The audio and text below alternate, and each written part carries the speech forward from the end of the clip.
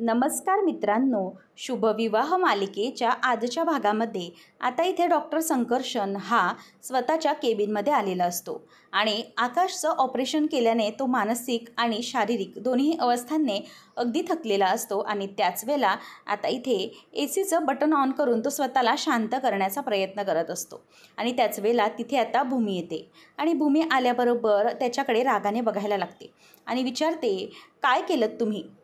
सांगा मला काय झालं आहे. तेव्हा तो आता तिच्याकडे बघायला लागतो आणि तिला म्हणतो की तुम्हाला वाटतंय तेच झालं आहे, तुम्हाला हेच अपेक्षित होतं ना. असं म्हटल्यावर भूमी त्याच्यावर खूप चिडते. तो कोड्यात बोलत असल्याने त्याला काहीही कळत नसतं आणि त्याचबरोबर भूमीलाही काहीच लक्षात येत नसतं. त्यामुळे आता इथे भूमी हे सगळं करत असताना तो तिच्याकडे बघायला लागतो. ती म्हणते की काय केलं, बोला ना, तुम्हाला जे अपेक्षित होतं तेच केलं ना तुम्ही. म्हणजे तुम्ही माझ्या नवऱ्याला मारलत ना. मी तुम्हाला इतकी गयावया केले, इतके हातपाय जोडले, तरीही तुम्ही माझ्या नवऱ्याला वाचवलं नाहीत ना. तुम्ही माझ्या नवऱ्याला मारलं आहे ना. का का केलंस असं? तुम्ही डॉक्टर आहात ना, मग राक्षसासारखे का वागलात? सांगा ना, का माझ्या आकाशला तुम्ही नाही वाचवलं? आणि ती आता त्याची कॉलर धरते आणि त्याला म्हणते की सांगा, माझ्या आकाशचे खुनी आहात तुम्ही. तुम्हाला इतकं वचन दिलं, इतकी मोठी अट घातली, ती मान्य केली, परंतु तरीही तुम्ही आता नाही असं वागताय. का करताय असं तुम्ही? विचारूनही संकर्षण काहीही बोलायला तयारच नसतो. त्याच वेळेला मग आता इथे भूमी त्याला कॉलर धरून पुन्हा पुन्हा विचारते की बोला ना, का मारलत माझ्या नवऱ्याला? का असं केलं? तुम्ही खून केलात माझ्या नवऱ्याचा, बदला घेतलाय तुम्ही, का केलं तसं? त्यावेळेला तिथे सिस्टर येते आणि म्हणते की प्लीज सोडा, आवर घाला स्वतःला, असं काही झालेलं नाही आहे. तुम्ही विचार करताय तसं काहीच घडलेलं नाही आहे. तुमच्या नवऱ्याला वाचवलंय. असं म्हटल्याबरोबर इथे आता भूमी ही त्याच्याकडे बघतच राहते आणि डॉक्टर संकर्षण पण काहीच बोलत नाही. त्यामुळे तिला काहीच समजत नाही की नेमकं हे सगळं त्याचं काय चाललं आहे. त्याचनंतर आता सिस्टर ही त्याला बोलायला लागते की सर, तुम्ही प्लीज शांत व्हा आणि भूमी मॅडम, तुम्ही प्लीज स्वतःला आवरा, कंट्रोल करा.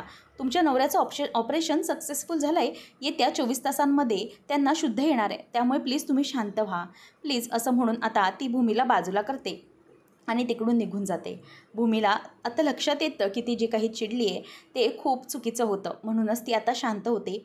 आकाशचं ऑपरेशन सक्सेसफुल झालं आहे हे शब्द तिच्या कानावर पडताच ती आता एकदम शांत होऊन जाते आणि थँक्यू असं म्हणून तिथून निघून जाते. त्याच वेळेला आता संकर्षण हा तिथेच उभा राहतो आणि त्याच गोष्टींचा विचार करत असतो आणि नंतर मग आता इथे त्याला ऑपरेशनचं फ्लॅशबॅक आठवतं. जेव्हा त्याला ऑपरेशनमध्ये आकाश समोर दिसतो तेव्हा त्याला त्याच्याबरोबरच त्याच जागेवरती त्याची बायको ही पडलेली दिसते आणि प्लीज संकर्षण, मला वाचव, माझा खून झाला आहे, मला न्याय दे संकर्षण, असं ती त्याला बोलत असते. आणि त्यानंतर संकर्षणला त्याचा मुलगाही दिसतो. तुम्ही खुनी आहात माझ्या आईचे, जा माझ्यापासून दूर जा, असं ओजस बोलताना दिसतो. तितक्यात तिथे सिस्टर येते आणि म्हणते की सर, पेशंटला ॲनेस्थीशिया दिला आहे, पुढे करायचं आहे ना सगळं. तेव्हा मग तो म्हणतो की हो ठीक आहे, आपण सुरुवात करूया. तिथे संकर्षण स्वतःला समजवतो की नाही संकर्षण, तू असं करून चालणार नाही आहेस. किती काही झालं, तुझा राग कितीही असला तरीही तू डॉक्टर आहेस आणि समोर असलेल्या आकाशचा म्हणजेच तुझ्या पेशंटचा जीव वाचवणं हे तुझं कर्तव्य आहे आणि तू तशा डॉक्टर होताना शपथा घेतल्या होत्यास. त्यामुळे पेशंटला तुला वाचवावंच लागेल. किती काही झालं, समोरच्या पेशंटने जरीही तुझ्या बायकोचा जीव घेतलेला असला तरीही तुला त्याला वाचवावंच लागणार आहे. असं म्हणून इथे आता तो स्वतः त्याचं ऑपरेशन करण्यासाठी तयार झालेला असतो आणि आकाश हा अशा प्रकारे निश्चित असूनही तो म्हणतो की माझे 100% माझं पूर्ण नॉलेज डॉक्टरीचं वापरून मला आकाशला वाचवावंच लागणार आहे. पूर्ण प्रयत्न करून त्याला मला या सगळ्यातून बाहेर काढावंच लागणार आहे. किती काही झालं तरीही माझ्या पेशंट बाबतीत मी कुठलाही चुकीचा निर्णय घेऊ शकत नाही. मला माझ्या या पेशंटला वाचवावंच लागणार आहे, असं तो आता बोलत असतो. आणि त्याच वेळेला हे सगळं बोलत असताना डॉक्टर सिस्टर सगळे त्याच्याकडे बघत असतात आणि म्हणतात की डॉक्टर संकर्षण, करायची आहे ना सुरुवात? त्यावेळेला मग डॉक्टर संकर्षण म्हणतो की हो, आणि त्याने फायनली आकाशला वाचवलेलं असतं. नंतर संकर्षणला केबिनमध्ये सगळं आठवत असतं आणि जे काही त्याच्याबद्दल घडलं आहे याने तो खूप अस्वस्थ झालेला असतो. खरं तर तो विचार करतो की सॉरी पल्लवी, मला माफ कर. जगातला एकमेव मीच असा दुर्दैवी नवरा असेन ज्याने स्वतःच्या बायकोच्या खुन्याला आज ऑपरेशन करून वाचवलं. माझ्यासारखा दुर्दैवी मीच आहे की मी आकाशच्या बाबतीत काहीच करू शकलो नाही. परंतु आकाशला मला तेवढ्या वेळापुरतं मारायचं नाही आहे. आकाशला मला फार मोठी शिक्षा द्यायची आणि त्यासाठी त्याचं ऑपरेशन करणं हेच खरं गरजेचं होतं. कारण जेव्हा त्याची बायको त्याच्यापासून कायमची लांब गेलेली त्याला दिसेल, जिवंत असूनही तो मरण यातना भोगेल आणि तेव्हाच माझ्या पल्लवीला न्याय मिळेल. माझी पल्लवी मात्र मला एका झटक्यात सोडून गेली, परंतु आकाश हा रोज तिळतिळ तुटला पाहिजे. त्याला कळलं पाहिजे की आपली बायको आपल्यापासून लांब होताना काय त्रास होतो, किती सहन करावं लागतं, किती भोगावं लागतं, हे सगळं त्याला समजलं पाहिजे. परंतु डॉक्टर असल्यापुढे माझं कर्तव्य माझ्या या नवऱ्याच्या आणि बायकोच्या आड येतंय. एक नवरा आणि एक बाप म्हणून मी अयशस्वी ठरलो आहे एका डॉक्टरपुढे, असं म्हणून तो डोक्याला हात लावून आता खूप डिस्टर्ब झालेला असतो. तर इकडे आकाशचं ऑपरेशन अगदी व्यवस्थित पार पडलेलं असतं. आकाश अजूनही शुद्धीवर आलेला नसतो, परंतु आजूबाजूला सगळे आता जमलेले असतात आणि पिल्लूला घेऊन तिथेच मानसी ही असते. आणि नंतर मग आता इथे भूमी तिथे नसते. तेवढ्यातच पौर्णिमा म्हणते की बघितलं, चिवट आहे की किती तुमचा भाचा, वाचला की तो, असं पौर्णिमा आता रागिणीला म्हणत असते. तेव्हा रागिणी तिला हळूच म्हणते की हो, वाचला तर आहे, परंतु जरा आजूबाजूला बघ, बघ कुठे त्याची बायको इथे आहे का, बघ भूमी कुठेच नाही आहे. याचा अर्थ काय ते समजून जा. जरीही तो वाचलेला असला तरीही आता त्याची भूमी ही कायमची त्याच्यापासून लांब गेलेली असेल, कधीही त्याच्याबरोबर नसणार आहे हे लक्षात घे. असं ती बोलल्याबरोबर आता पौर्णिमालाही आनंद होतो की हो, भूमी तर कुठेच नाही आहे. त्याच वेळेला आता मानसी आणि अथर्व आकाशकडे बघतच राहिलेले असतात. सिस्टर म्हणते की नका काळजी करू, येत्या 24 तासांमध्ये त्यांना शुद्ध येणार आहे, त्यामुळे आता ते आउट ऑफ डेंजर आहेत. आणि मानसीलाही खूप आनंद होतो. फायनली आकाश बरा होत असतो. अथर्व, मानसी दोघांनाच फक्त त्याच्याविषयी आनंद वाटत असतो, परंतु रागिनी आणि पौर्णिमा दोघीजणीही तो जिवंत आहे म्हणून त्यांना काहीतरी वाईटच वाटलेलं असतं. तेवढ्यात भूमीही तिथे आलेली असते. भूमी ही काचेमधून आकाशला बघत असते आणि तिचा आकाश जिवंत झालाय, म्हणजेच तो आता मरणाच्या दारातून निघालाय, यामुळे खूप आनंद होत असतो आणि ती आकाशकडे बघत असते आणि काचेला हात लावून म्हणते की आकाश, तू वाचलास, खरंच योगेश्वरीचे खूप खूप आभार की तू वाचलास. परंतु मला खरंच खूप वाईट वाटते की तू तिथे आहेस, पण मी तुझ्याजवळ येऊ शकत नाही. तुझ्याजवळ येऊन तुझा हात हातात घेऊन तुला मिठी मारून मला खूप रडायचं आहे रे, परंतु काय करू, मला तिथे तुझ्याजवळ येता येणार नाही. कितीही विचार केला, कितीही प्रयत्न केले, तरीही मला तिथे येता येणारच नाही, कारण माझा आकाश माझ्यापासून दूर आहे हे मला कळतं आहे. मी काय करू, माझं मला समजत नाही आहे.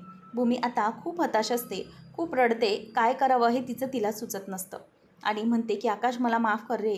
मला कळतं आहे की तुला यावेळेला मी तुझ्यासोबत हवी आहे, परंतु मी तिथे नाही. माझी इच्छा मनापासून होते, परंतु जर मी तिथे आले तर मी डॉक्टरला दिलेलं वचन निभावू शकणार नाही. माझ्या आकाशबरोबर मी राहू शकते, परंतु तरीही कितीही काही प्रयत्न केले तरीही या सगळ्यामधून माझी सुटका होणं अशक्य आहे. आकाश, आता मला तुझ्याजवळ येता येणार नाही, तुझ्याशी बोलता येणार नाही, त्यामुळे प्लीज मला माफ कर. या क्षणाला खरं तर तुझी भूमी तुला तुझ्याजवळ हवी असेल, मला माहिती आहे, परंतु जर मी आले तर मात्र सगळ्या गोष्टी विसरून मी पुन्हा तुझ्याजवळच येईन. म्हणून मला आपल्यातलं हे अंतर आता कायम ठेवायचं आहे. हे जे काही अंतर आहे ते असंच कायम ठेवण्यासाठी मी कायमची तुझ्यापासून दूर राहणार आहे. आकाश, किती काही झालं तरीही तुझ्याजवळ नाही येता येणार मला. तुझं हे विश्व आता तुला एकट्यालाच जगावं लागणार आहे.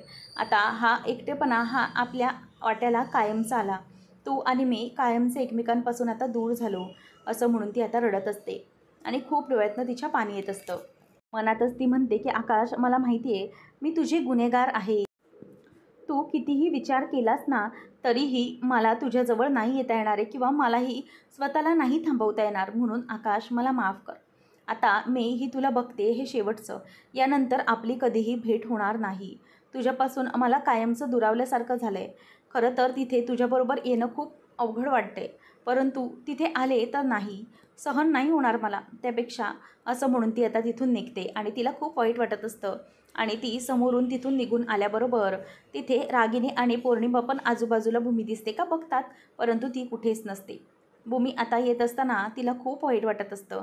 अक्षरशः आकाशपासून कायमचं दुरावल्याचं फिलिंग तिला येत असतं आणि ती तिथे बाजूला जाऊन बसते आणि रडण्याखेरीज तिच्या हातामध्ये आता काहीही उरलेलं नसतं. त्यामुळे ती आता अक्षरशः डोळे पुसत रडतच राहिलेली असते. काय करावं हे तिला काही सुचत नाही. ती फक्त तिथे रडतच असते आणि म्हणूनच तिला आता पूर्ण डोळ्यासमोर अंधार असतो, काळोख झाल्यासारखं पूर्ण आयुष्य झालेलं असतं.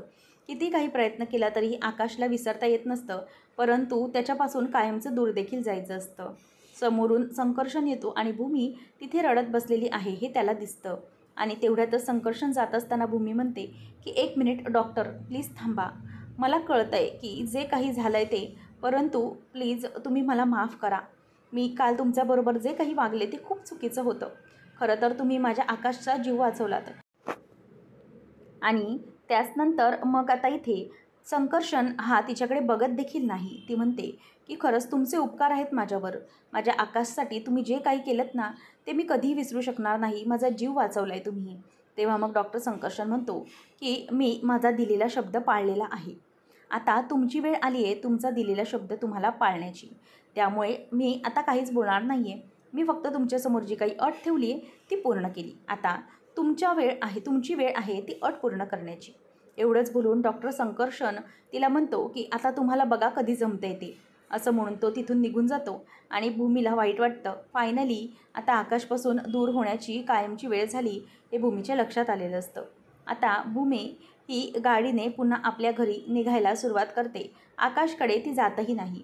भूमी आता स्वतःच्या रूममध्ये येते. ती रूम येत असताना नेहमी ओळखीची म्हणजेच जे विश्व आहे भूमीचं, त्या विश्वात येताना तिला अगदी अनोळखी असल्यासारखं वाटायला लागतं. आणि ज्यावेळेला आकाशचं आणि म्हणजेच भूमीचं डोहाळे जेवण असतं त्यावेळेला आकाशने कशाप्रकारे मेकअपवाली येत नाही म्हणून आकाशने भूमीला स्वतः सजवलेलं असतं. ते सगळे क्षण त्या ड्रेसिंग टेबलजवळ तिला जाणवतात. आकाशने अगदी छानपैकी एक एक साज घालून तिची तयारी केलेली असते. एक एक शृंगार करून तिला अगदी छान नटवलेली असते. ते आठवतं. नंतर मग प्रत्येक वेळेला जेव्हा भूमी सजते तेव्हा आकाश तिच्यासाठी मोगऱ्याचा गजरा हा आवर्जून आणायचा हे देखील तिला आता आठवतं. आणि आकाश तुझ्या या गजऱ्याशिवाय माझं नटनंच नेहमी अपूर्ण असतं बघ, असं आता भूमी ही अगदी लाडानेच त्याला म्हणालेली असते. आणि नंतर मग इथे भूमी ही जेव्हा आपल्या रूममध्ये येते त्याच वेळेला ती आता आकाशबरोबरच्या सगळ्या आठवणी आठवते. आकाश आणि भूमी हे जेव्हा बाहेर फिरायला जाणार असतात तेव्हा आकाश हा भूमीला म्हणतो की भूमी, तू खरंच माझ्यासाठी माझी प्रिन्सेस आहेत. आणि आकाश भूमी प्रत्येक वेळेला जेव्हा एकत्र यायचे ते सगळे क्षण आता तिला एक एक करून आठवतात आणि तिचा ऊर भरून येत असतो. कारण त्या रूममध्ये पूर्णतः आकाश आणि भूमीच्याच आठवणी असतात. आता आपल्या पिल्लूला उराशी कवटाळून ती पाळण्यात ठेवते. आणि आता तिला लक्षात येतं की या घरातल्या सगळ्या गोष्टी आवरण्याची वेळ निघालेली आहे आणि सगळं बॅग आता भरली पाहिजे ही तिला कळतं. आता ती विचार करते की आकाश, आता ही खोली माझ्यासाठी कायमची परकी झाली रे. या खोलीमध्ये आता मला कधीही राहता येणार नाही. अरे, हे सगळं माझ्यासाठी भावविश्व होतं. आकाश आणि भूमीचं हे आपलं विश्व होतं ना. या विश्वात आपण खूप गप्पा मारायचो. आपलं जग निर्माण केलेलं आपण याच्यात. आता या जगात फक्त तू असशील, मी नसणार आहे तिथे. तू एकटा असशील फक्त. म्हणून मला तुझी माफी मागायची, प्लीज मला माफ कर. असं म्हणून त्या फोटोकडे बघून आता भूमी माफी मागत असते आणि म्हणते की आकाश, कितीही काही झालं तरीही आता मी आणि माझी पिल्लू म्हणजेच आपली क्षितिजा तुझ्याबरोबर नसणार आहे. तुझ्या या दोन्हीही प्रिन्सेस तुझ्याबरोबर नसणार आहेत. आकाश, मला माफ कर. तू असं म्हणतोस ना की आम्ही दोघीही तुझ्या प्रोटेक्टर आहोत, पण तुझ्या या प्रोटेक्टरच तुझ्यापासून कायमच्या आता लांब गेल्या आहेत. मला माफ कर. असं म्हणून ती आता आकाशच्या फोटोवरून हात फिरवते आणि नंतर कपाटामधून बॅग काढून त्याच्यामध्ये तिच्या कपाटामधल्या साड्या भरण्यास सुरुवात करते आणि पूर्ण वॉर्डरोब ती आता खाली करत असते. इच्छा नसतानाही तिला हे सगळं करावं लागतं, कारण फक्त आणि फक्त आकाशला वाचवण्यासाठी दिलेल्या अटीमुळे. ती पूर्ण बॅग भरून ठेवत असते आणि तिला हे सगळं करत असताना प्रत्येक साडीमागची आठवण आणि आकाश आठवत असतो. आणि त्याचप्रमाणे आकाशचं एक शर्ट ती घेते आणि ते शर्ट घेऊन त्या शर्टला अगदी जवळ करते. त्याचा सुवास म्हणजेच त्यामध्ये पूर्णपणे आकाशचा विचार आणि आकाशचा रंग भरलेला असतो. अशाच सगळा शर्टला ती जवळ घेते आणि जणू आकाशच जवळ आहे असं त्या शर्टला बघून तिला वाटतं. आणि ती ते अगदी स्वतःच्या उराशी कवटाळून घेते आणि म्हणते की आकाश, मला माफ कर. मला माहिती आहे की हे सगळं माझ्यासाठी खूप कठीण आहे, शिवाय तुझ्यासाठीही. म्हणून तुझी ही आठवण मी कायमची माझ्याजवळ घेणार आहे. म्हणून आता आकाशचं एक शर्ट भूमी स्वतःच्याच कपड्यात भरते, कारण प्रत्येक क्षणी तिला आकाशची आठवण येत राहणार. म्हणून ती आकाशचं एक शर्ट ही स्वतःबरोबर भरून घेते. आणि नंतर आकाशची ती फाईल असते, ती फाईलही बघून ती रडत असते आणि बाळाच्या देखील फाईल्स, बाळाच्या सगळ्या वस्तू ती आता भरून घेत असते. आणि ते होत असताना भूमीला खूप वाईट वाटत असतं की आकाश, आपण किती स्वप्न रंगवली होती ना रे या खोलीमध्ये. आपली क्षितिजा आल्यानंतर आपण असं करू तसं करू, सगळ्या सगळ्या स्वप्नांची राखरांगोळी झाली आहे रे आकाश. असं म्हणून आता तिची जी उशी असते त्या उशाखाली ती ठेवते आणि त्यानंतर मग आता विचार करते की नाही, काही झालं तरीही मला या गोष्टी जपल्याच पाहिजेत. म्हणून आता भूमी ही बाळाला देखील घेते आणि ती बॅग घेऊन आता त्या खोलीच्या बाय बाय करत बाहेर पडत असते. कारण ती खोली आता भूमीला कायमची परके झालेली असते. सगळ्या बाजूने टुटूने सगळीकडून ती सगळ्या खोलीला बघते आणि टुटू म्हणजे तिच्यातला आणि आकाशचा जो दुवा होता तो दुवाही आता ती तिथेच ठेवून तशीच निघालेली असते आणि फक्त आणि रडत निघत असते. आणि पुन्हा खोलीच्या बाहेर येऊन तिला वाईट वाटत असतं की ही माझी खोली, जे माझं विश्व मी कायमची घराबाहेर सोडून चालली आहे. सगळं घर ती निघालेली असते आणि क्षितिजाला म्हणत असते की पिल्लू, आपण आता या घरात परत कधी येणार नाही आहोत. प्लीज मला माफ कर, मी आपलं हे विश्व सोडून तुला कायमचं दुसऱ्यांच्या घरात घेऊन चाललेली आहे आणि कशी राहणार आहे मी, कसं जगणार आहे आकाशशिवाय मी, असा विचारही तिच्या डोक्यामध्येच आता येत असतो. परंतु तिचा काही झालून नाईलाज झालेला असतो.